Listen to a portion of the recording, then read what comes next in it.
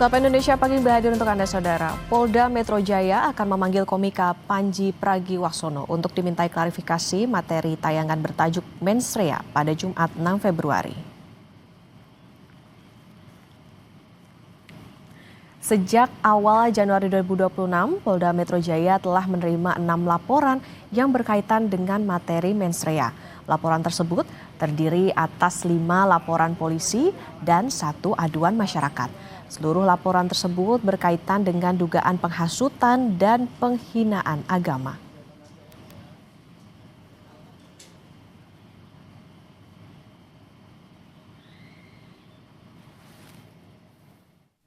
Atas 5 laporan polisi tersebut, Saudara PP diminta untuk diundang untuk hadir klarifikasi pada hari Jumat, tanggal 6 Januari 2026 pukul 10.00 WIB. Undangan klarifikasi atas 5 laporan polisi yang ada. Ya, kita berharap untuk Saudara PP bisa hadir, bisa mengklarifikasi sehingga semua bisa terjawab.